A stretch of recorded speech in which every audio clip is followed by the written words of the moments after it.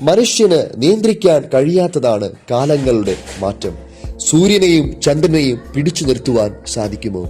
എന്നാൽ സൂര്യനെയും ചന്ദ്രനെയും പിടിച്ചു നിർത്തിയ ഒരു ബൈബിൾ കഥാപാത്രത്തെ കുറിച്ചാണ് ഇന്ന് നാം ഈ വീഡിയോയിൽ ചർച്ച ചെയ്യുവാനായിട്ട് പോകുന്നത്.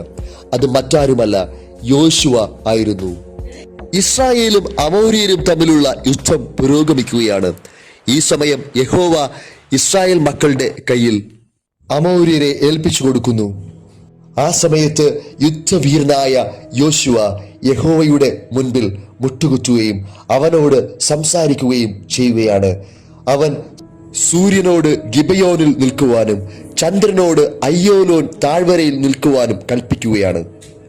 തുടർന്ന് ലോക ചരിത്രത്തിൽ ഇന്നുവരെയും ആരും കാണാത്ത കാഴ്ച ഇസ്രായേൽ മക്കൾ കാണുകയാണ്.